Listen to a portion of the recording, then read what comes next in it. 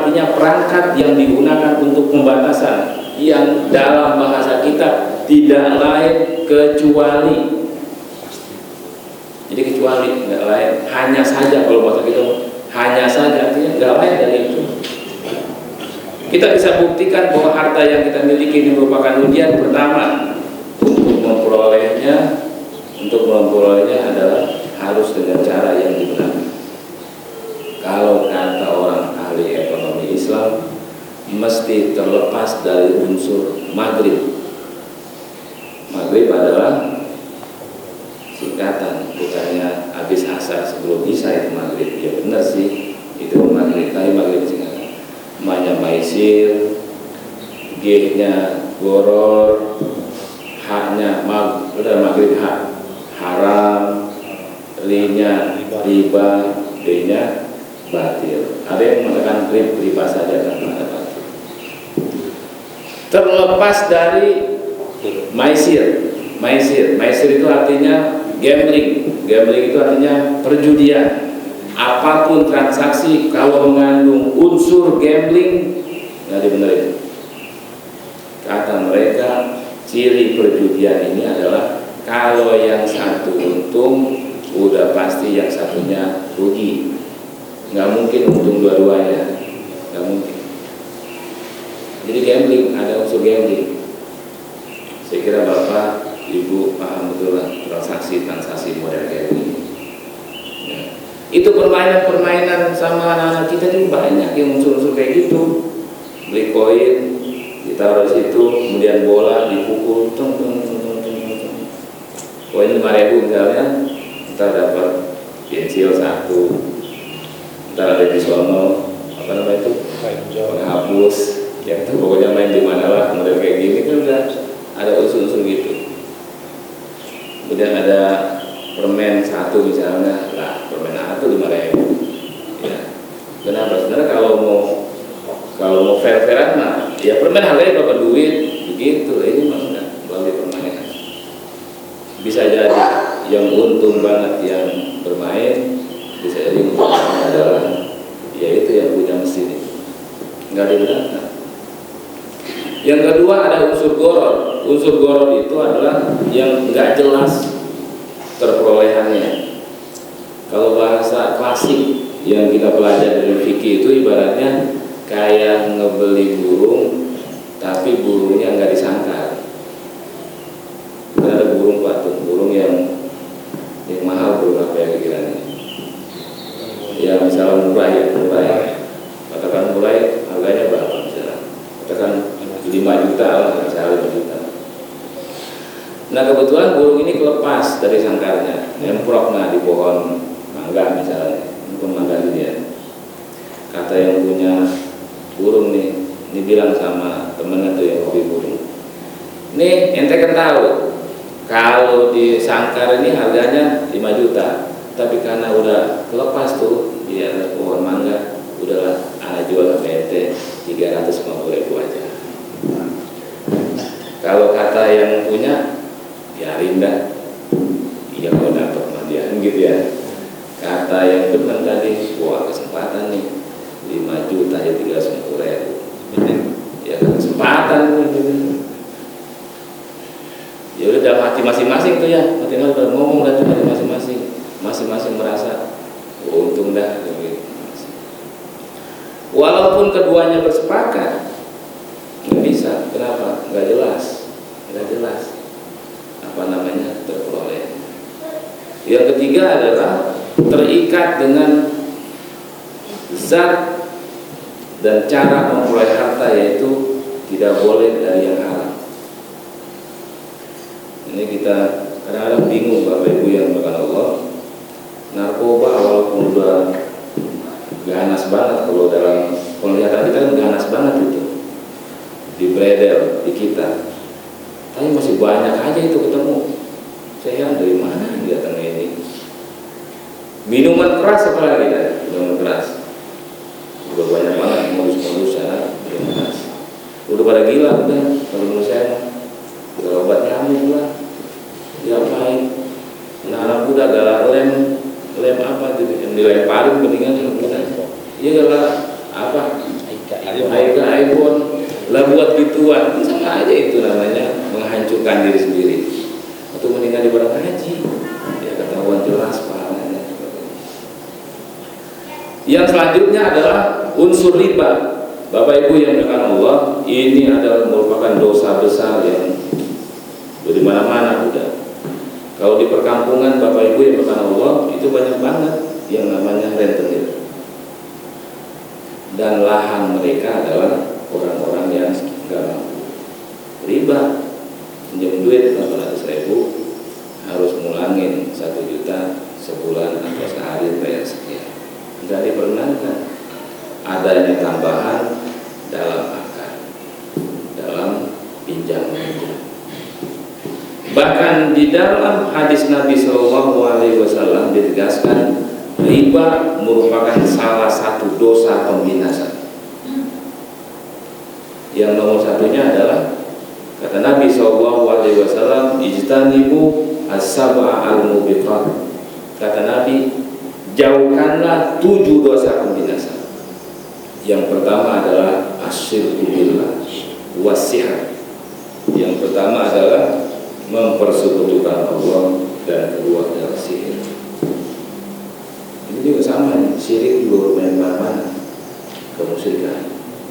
Karena kemusyrikan ini adalah dosa urutan nomor 1. Bahkan di dalam Al-Quran Allah tidak mengampuni dosa syirik dan mengampuni dosa selainnya terhadap orang yang dikehendaki oleh Allah. Nah, di dalam 7 dosa pembinasa ini adalah diantaranya adalah riba. Ini kan dalam istilahnya kalau di rentenir itu ada istilah bunga. Mungkin di bank juga istilah bunga. Saya juga heran Bapak Ibu yang melakukan ini kata bunga dari mana asalnya? Bunga itu kan kembang ya, indah. Orang kalau misalnya ada walimahan itu ya, sekarang lagi musim pengantinan ya Pak, itu pakai bunga, udah bunganya maunya bunga hidup katanya, nggak pakai bunga plastik. Bunga itu kan indah. Kemudian parfum itu kan kalau nggak salah dari bunga, udah cakep dan bunga. Lah ini sesuatu yang menakutkan namanya bunga. Saya mengusuli namanya kapur barus kek dengan bunga. Mbak, kapur barusnya berapa persen? Lah ini mah bunga. Dari mana bunga yang datangnya? Ya. Bunga singkatan dari apa? Bung dan menara. Oh gitu, bung dan menara. Saya bisa juga Pak ya. Riba. Dan yang terakhir ada yang memasukkan B-nya itu adalah batil. Artinya dengan cara-cara tipuan. Ini kalau udah bicara tipuan dalam transaksi, bisa jadi yang kembali kepada kuantitas dan bisa jadi kepada kualitas. Dilakukan oleh si pedagang, sebenarnya yang rugi pedagang itu sendiri. Saya sebenarnya Bapak Ibu kan Allah, ketika ingin membeli kebutuhan sehari-hari, sayuran, buah-buahan, demennya mah ke pasar tradisional, demennya. Kenapa? Sebab yang namanya mall, yang namanya udah sungguh market dan lain sebagainya, itu mah ada orang-orang yang udah kuat udah ekonominya, yang punya. Tapi kalau yang tradisional, ya Allah, orang-orang yang perlu dibantu minimal dengan kita beli kepada mereka. Tapi lagi-lagi Bapak Ibu yang akan Allah, kita dihadapkan kepada kejujuran tadi, baik dalam kuantitas ataupun dalam kualitas. Di pasar beli jeruk, di rumah udah pesen beli jeruk ya 7 kilo, siap beli 7 kilo, sampai di rumah makanin kali ya di jalanan, ini dimakanin apa? Masa enteng banget 7 kilo, ditimbang nggak ada 7 kilo. 6 kilo adanya. Ya Allah, besok-besok kita mau balik lagi, kita nggak gitu, nggak mau lah. Waduh, lapaknya udah digusur pun masih inget nih di sini dulu nih yang saya beli jeruk atau beli salak ini nih, yang dulu saya diomelin sama ibu saya katanya saya makan di jalanan. Ya nggak bakal balik lagi Bapak Ibu. Makanya betul firman Allah, wa ma zalamahumullah walakin kanu anfusahum yazlimun. Allah nggak ngezalimi mereka, tapi mereka sendiri yang akan ngezalimi diri mereka sendiri. Nggak bakal balik. Pak, ini salak manis Bang, ini manis. Oh manis sudah jadi kita ya. Udah baik. iya manis ya. Udah, bawa pulang ke rumah. Sampai rumah lagi-lagi kita merengutin sama orang di rumah. Emang beli salak yang beneran apa? Lah emang ini salak-salakan ini ya bener, salak beneran. Nah, bukan maksudnya beli salak yang mahalan dikit apa? Orang kita cobain kan manis tadi. Ternyata salak itu nggak bisa dimakan kecuali dengan tambahan garam, sama cabai, sama gula alias dirujak bisanya itu salak. Sepet. Iya, peset bin, udah sepet bin asem, bin kurang enak kita makan. Dalam hal kualitas, ini kalau dalam kata orang ekonomi sih artinya ada informasi yang tidak simetris, asymmetric information. Nanti pernah kan? Ini bukti bahwa harta yang kita miliki adalah merupakan amanah atau ujian, karena sebab cara memperolehnya mesti halal. Dan lagi-lagi saya menasihati diri saya sendiri dan umumnya juga kepada saudara-saudara saya yang ada di sini semuanya. Mudah-mudahan apa yang kita makan adalah makanan yang halal. Apa yang kita berikan kepada orang yang menjadi tanggung jawab kita adalah sesuatu yang halal. Enggak ada untungnya Bapak Ibu makan Allah. Sebab kata Nabi SAW, la tagbitonna, janganlah Anda merasa iri dengan orang yang mengumpulkan harta dengan cara yang tidak halal. Karena kalau disodakohkan enggak diterima sodakohnya, kalau disimpan berarti dia telah menyimpan bara api neraka. Tidak ada untungnya. Kenapa sodakoh? Jangan pula kita anggap bahwa ketika kita habis dapat gaji, kemudian kita berikan kepada istri, kita berikan kepada anak, itu enggak mengandung sodakoh. Sodakoh nomor satu ya di situ. Kata Nabi SAW, wabda biman ta'ul, mulailah dari orang yang menjadi tanggung jawab Anda. Ini kalau ngebahas bab ini nih, demen para istri. Tuh makanya tuh Bapak dibilang, ingat no hadis no yang tadi tuh, bahwa sodakoh yang utama habis dapat gaji berikan kepada mama tuh gitu ya. Enggak, ini mau beneran Bapak, ini mah emang udah hadis ini mah, dan hadisnya adalah hadis sahih.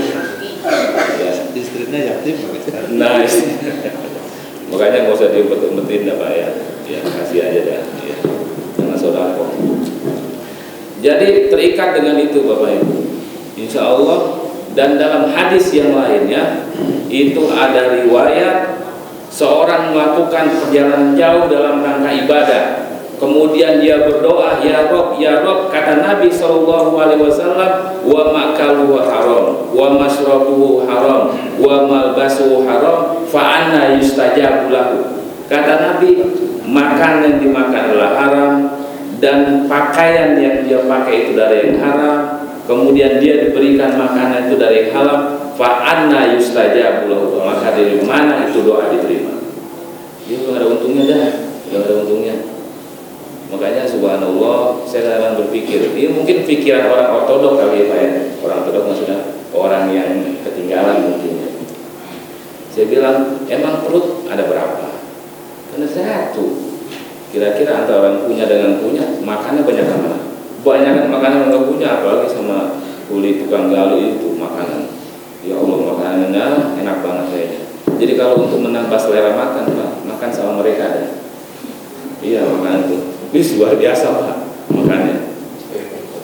Beri mentung kalau bahasa orang ya. Nasinya aja udah penuh, ditambah lauknya ditambah penuh ya.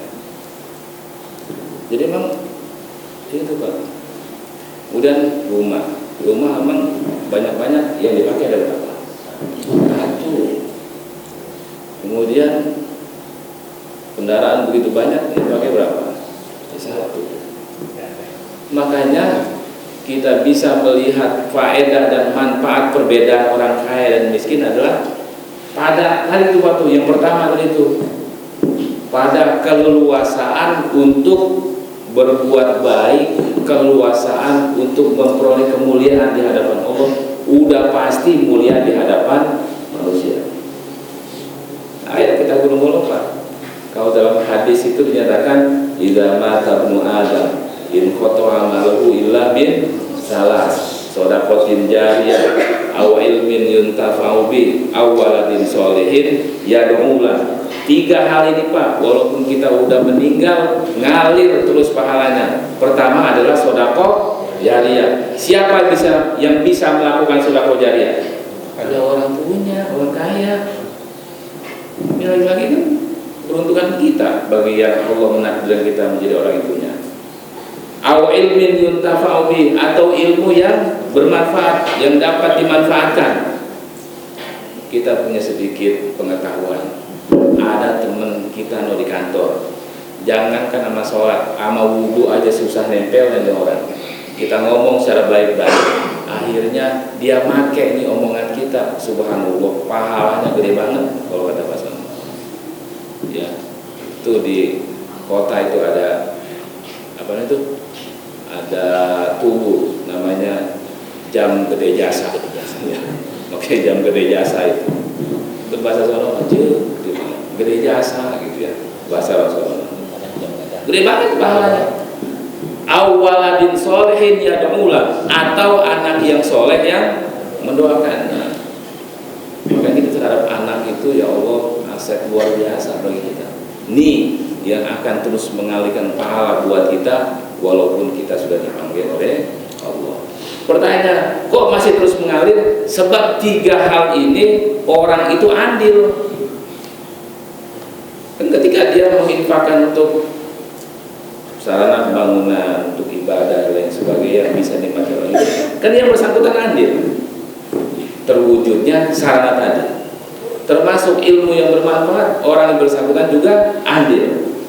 Termasuk juga anak yang soleh karena orang tua itu ikut andil.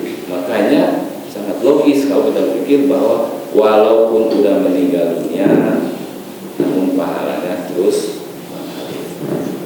Indah Mas. Dengan apa ini bisa dilakukan? Berbasis kepada keimanan. Bapak Ibu dimuliakan Allah, terkait dengan materi ini menjadi amanah, karena setelah kita dapat itu duit, terikat dengan untuk diapakan itu. Karena kalau bukan amanah, kalau bukan ujian, mutlak punya kita, ya bebas apa aja. Tapi kalau ini materi ikat, untuk apa? Tentunya tidak mungkin kita belanjakan kecuali pada jalan yang dibenarkan. Yang ketiga, bahwa di dalam harta orang kaya terdapat hak orang miskin. Bapak Ibu yang dimuliakan Allah, saya dulu masih ingat banget ada nasihat dari seorang nenek yang udah tua berarti ya, nenek ya. Ini mohon maaf, saya sampai jam berapa? Jam 6 ya? Ya kurang 3 menit atau 4 menit lagi ya. Jadi nenek ini pernah ngomong, ini kaitan dengan sedekah ini Pak Ibu. Kan ada hadis Nabi SAW, mana pusongar bin sedekah. Harta itu nggak bakal kurang lantaran sedekah yang dikeluarkan. Kalau bahasa matematiknya, kapitalisme, apa iya nggak kurang. Kita punya duit 1 juta, diambil 2,5%-nya, berarti jadi 975.000. Atau kurang itu Bang. Itu matematiknya Adam Smith, iya. Matematikanya kapitalis ya kayak gitu. Tapi sebenarnya kata ulama kita ketika menafsirkan, menjelaskan hadis ini, kenapa enggak berkurang? Sebab yang Anda keluarkan adalah bukan hak Anda, itu hak mereka. Yang punya Anda berapa? 975.000. Itu ada yang menafsirkan ke sana. Nah, nenek-nenek ini bilang, ini mohon maaf karena emang pakai bahasa Betawi ini, ya, dia tuh ingetin. Tuh lihat tuh pohonan. Emang pohonan supaya cabangnya banyak diapain? Potong. Lah dipotong nih. Lah iya, lu juga begitu. Lu kok dapat gaji, lu potong aja dah buat orang yang gak punya. Insya Allah akan semakin banyak cabangnya. Ini kata nenek. Dia tuh dapat dari mana tuh ajaran? Dia bilang ngedengerin radio ada pengajian katanya tuh. Dengerin tuh pengajian dari radio, yang dia dengerin itu disampaikan kepada kita. Subhanallah, bahwa harta yang kita miliki akan terasa berkah ketika kita mau dan ini hanya bisa dirasakan oleh orang yang telah melakukannya. Sama kayak garam sama gula itu kita ngejelasin. Gula itu manis. Ditanya, emang manisnya gula kayak gimana? Manis itu yang enak. Emang kalau manis yang enak kayak gimana? Pokoknya kita bawaannya pengen makan, ya susah. Kasih aja tuh gula. Emang gula mas? Iya kasih aja gula. Sama beberapa hal ibadah juga bisa dirasakan manisnya kapan? Ketika kita sudah melaksanakannya. Dan insya Allah kita yakin dan seyakin-yakinnya kita di sini adalah orang-orang yang mampu mengendalikan apa yang kita punya pada jalan Allah Subhanahu wa Ta'ala. Bapak Ibu yang dimuliakan Allah, itulah indahnya iman. Saya katakan indahnya iman. Orang yang melakukannya kelihatan terasa indah. Perbuatan yang dilakukannya adalah perbuatan yang indah. Seorang mukmin adalah sosok yang indah. Itulah artinya mudah-mudahan yang kita pahami berdasarkan ayat dan firman Allah Subhanahu wa Ta'ala, wa ma arsalnaka illa rahmatan lil alamin. Dan kami tidaklah mengutusmu wahai Muhammad kecuali menjadi rahmat bagi semesta alam. Baik Bapak Ibu yang dimuliakan Allah, ada sebenarnya beberapa hadis dan ayat yang belum sempat ini. Nanti dibaca aja lah yang mau baca Pak. Ya, beberapa ayat dan hadis, dan mudah-mudahan apa yang saya sampaikan ini bermanfaat bagi kita semua. Marilah Bapak Ibu kita berlomba-lomba dalam kebajikan, termasuk sama saya. Nggak ada jaminan Bapak yang ngomong Ibu di depan nih, nggak ada jaminan lebih mulia di hadapan Allah. Sebagaimana yang ngedengerin, nggak ada jaminan lebih mulia di hadapan Allah kecuali takwanya kita kepada Allah Subhanahu wa Ta'ala. Bisa jadi nih, saya ngomong tentang sodako, lah Bapak Ibu lebih mantap sodako dari saya. Bisa jadi ketika saya bicara tentang sholat, Bapak Ibu lebih mantap sholat. Itulah makanya berlomba dalam kebajikan nggak ada jaminan bagi seorang kecuali takwanya kepada Allah Subhanahu wa Ta'ala. Inna akramakum indallahi atqakum. Sungguhnya yang paling mulia di antara kalian di sisi Allah adalah yang paling bertakwa di antara kalian. Baik, saya kira itu. Oh, ada tanya jawab? Ya, silakan. Kalau ada yang ada pertanyaan atau ada tambahan, yang maksud tambahan begini Bapak Ibu. Tambahan itu dari Bapak atau Ibu yang mudah-mudahan bisa bermanfaat bagi kita semua. Kalau ada pertanyaan silakan. Nanti kalau ada yang bisa jawab dijawab. Kalau nggak bisa ya jadi PR lah bagi kita semua untuk mencari jawabannya. Ya, silakan Pak.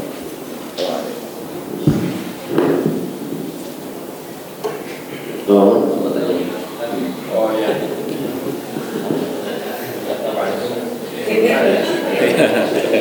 Terima kasih Pak Ketua DKM yang baru.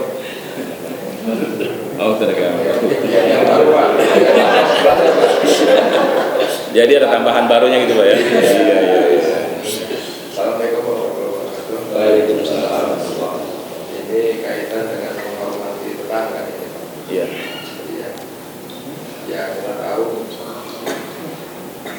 kita di sini ini semuanya ini paling lama ini 7 tahun paling lama 7 tahun.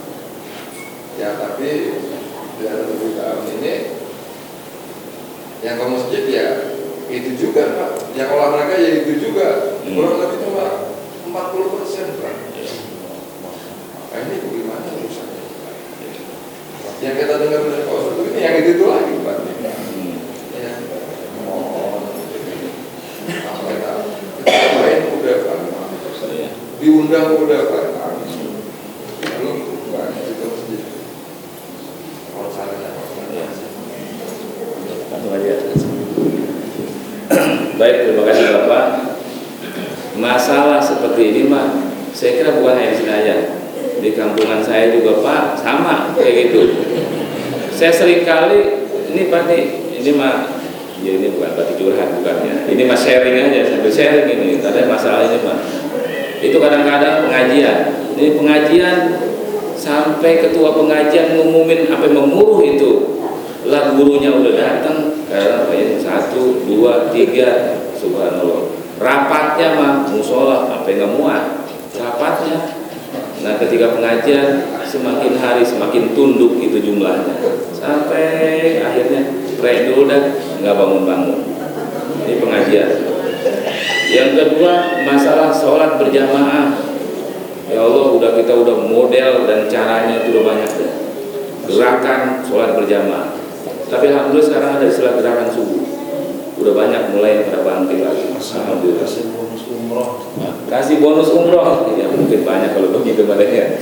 Cuman terniatannya itu berjamaahnya karena bonus dari Pak Haji itu kan. Iya. Yang pertama yang saya bisa katakan, Bapak Ibu yang dimuliakan Allah, tidak ada istilah rugi dalam perjuangan. Tidak ada istilah rugi. Itulah yang dilakukan oleh Nabi SAW. Kita menyampaikan dakwah beliau. Dalam bahasa kita, Nabi aja sampai kayak gitu masih dilakonin terus. Apalagi hanya sekedar kita mengajak sesama muslim untuk sholat berjamaah dan ikut pengajian. Jadi kenapa? Memang dalam hadis Nabi SAW sudah ditegaskan, huffatil jannah bil makari wa huffatin nar bisyahawat. Jadi yang namanya surga itu dikelilingi oleh hal-hal yang dibenci oleh kita, dan neraka dikelilingi oleh hal-hal yang didemenin oleh manusia. Saya katakan sering banget saya ngomong sama bapak-bapak sana, sama rekan-rekan, itu yang namanya pengajian udah undangan juga, udah kalau ketemu diingetin juga, udah speakernya juga, volumenya udah digedein, kadang sulit. Yang namanya dangdutan, sudah megang dangdut Pak. Dangdut sono. Tapi alhamdulillah ada gerakan di kita. Pengurus masjid, ini pengurus masjid dulu udah sepakat. Pokoknya kalau ada warga manggil dangdut, kita mau kondangannya nggak malam, mau siang kayak besoknya atau zohor, dibilang. Ya tapi ada aja sih yang melanggar itu. Ya akhirnya lumer aja lagi. Itu yang namanya dangdutan. Ya Allah, nggak make speaker Pak, itu ngumuminnya. Nggak pakai undangan, nggak sampai ngingetin, udah banyak aja tuh, heran itu, banyak aja. Artinya Pak, masalah begini masalah di mana-mana. Cuman saya ingat betul ya, saya dinasihatin sama guru saya, katanya model kayak gini kayak kita ngewarung katanya. Warung Pak, kan warung nih istilahnya, kita buka warung. Kadang-kadang siang itu entah habis johor atau sebelum johor, itu kan dalam kondisi sepi ya. Kadang-kadang sambil nungguin itu sambil ngantuk-ngantuk dia, sambil tiduran. Kadang-kadang pules. Yang beli bocah, anak kecil, beli, dibangun, beli apa? Beli permen atu. Ya Allah, dia bilang, Neng dibilang udah ngantuk-ngantuk beli permen atu, udah begitu dia kurang. Tapi emang apa nggak dilayani? Kan dilayani juga. Dilayanin, kita layani Pak ya, Ibu ya, kita layani juga itu. Lagi ngantuk-ngantuk kita bangun, kata kita udah beban ada, udah kurang duitnya, ya udah ambil pulang. Sama gitu Pak, yang namanya ngayomin mah tantangan buat ketua DKM baru gitu. Tantangan ketua DKM, lagi kita ngerasain juga Pak, ngerasain juga. Dan ya ini saya kira di sisi lain juga merupakan pintu kebajikan buat kita. Udah, kalau kata istilah gue mah, udah jangan bosan-bosan gituan mah. Wa ma 'alaika illal balagul mubin. Allah kepada Rasulullah itu dalam firman tadi, kamu itu enggak apa kecuali hanya menyampaikan. Kita sampaikan aja. Kalau masalah hasil mah kita serahkan kepada Allah Subhanahu wa taala. Yang namanya hidayah milik Allah. Tetapi memang seyogianya kita berusaha secantik mungkin, seindah mungkin agar dapat realisir. Sebab apa? Dalam hadis Nabi SAW, hadis sahih, Nabi bersabda, la an yahdiyallahu bika rajulan khairul laka min umurin. Seorang mendapatkan hidayah dengan sebab Anda lebih baik bagi Anda ketimbang onta yang super, onta yang merah. Dulu kan kendaraan yang paling hebat kan kita peroleh nggak ada apa-apanya ketimbang orang mendapatkan hidayah dengan sebab kita. Ayo kita ajak aja Pak, kita ajak aja dengan bahasa santunnya kita, mudah-mudahan pada tergerak. Ini masalah bahasa juga penting, masalah bahasa penting Pak. Kita paham deh itu. Jangankan masalah yang di situ ada perlu tafsiran-tafsiran, masalah yang jelas aja kadang-kadang kalau dengan bahasa kita yang nggak enak bisa jadi bumerang. Orang tahu yang namanya judi itu adalah haram. Kita bilangin, ini tahu nggak, bahwa jadi haram. Lah bahkan dia tahu dalilnya, dia marah. Jadi memang ini perlu jadi bahasa. Dan saya kira namanya model kayak begini mah memang tantangan buat kita, sekaligus merupakan pintu kemuliaan bagi kita. Ayo aja kita lakonin, ya, kita lakonin agar kebaikan ini mudah-mudahan dapat terrealisir. Jadi mudah-mudahan Pak, mudah-mudahan. Saya yakin tadi ini adalah merupakan sense ya, rasa bagaimana bisa maksimal. Pokoknya kalau sholat berjamaahnya udah maksimal di satu daerah, itu insya Allah yang namanya keberkahan itu akan ikut. Keberkahan itu ikut. Dan lagi-lagi mudah-mudahan kegiatan di masjid ini bisa maksimal juga maksimalnya. Itu Pak, kita mengupayakan di kampung memang kita sama-sama DKM di sana. Ngupayain untuk beasiswa. Beasiswa susah banget awalnya.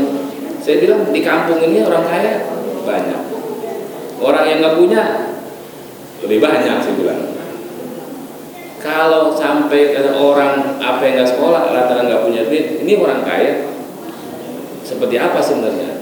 Nah siapa yang menjembatani? DKM, masjid. Ini sampai sekarang alhamdulillah no dana beasiswa nggak habis-habis, ya nggak habis-habis. Meskipun emang dana ini ketat, kita datang ke sekolahnya, jadi enggak ke tangan orang tuanya, langsung ke sekolah. Dan ada juga emang sekolah yang enggak sepakat kalau dia ada dana beasiswa. Siapa? Kecoret aja udah. Ya, kenapa? So, gimana dibilang keluarga mapan, misalnya dibantu sama beasiswa. Segitu Pak ya. Jadi mudah-mudahan lah, mudah-mudahan. Jadi yang pertama saya katakan bahwa enggak ada istilah rugi dalam perjuangan. Memang model kayak begini mah emang dibutuhin kesabaran kita. Ya kayak tadi deh itu, kayak tadi sholat jamaah udah Ustaz udah ngeluarin fadilah keutamaan semua itu, lah nggak ada apa-apanya pada hutan itu, nggak ada orang. Padahal mah subhanallah keutamaan itu ada pada sholat berjamaah. Saya gitu Pak ya, Ibu, atau masih ada tambahan atau kita cukupkan? Cukup Pak ya, Bapak Ibu, saya yakin juga ada yang mau beraktivitas lain. Dari saya cukup sekian. Terima kasih, alhamdulillah saya bisa bersilaturahim pada Bapak Ibu di tempat ini. Mudah-mudahan bermanfaat bagi kita semua. Ya, mudah-mudahan Allah senantiasa memberikan bimbingan kepada kita agar kita ringan untuk melaksanakan apa yang diperintah oleh Allah Subhanahu wa Ta'ala dan menjauhkan apa yang dilarang oleh Allah Subhanahu wa Ta'ala. Saya juga mohon maaf kalau ada hal-hal yang kurang. Billahi taufiq wal hidayah. Wassalamualaikum warahmatullahi wabarakatuh. Terima kasih kepada Pak Ustadz yang telah memberikan pencerahan kepada kita. Mudah-mudahan kita bisa semua memahami dan dapat mengamalkan selanjutnya.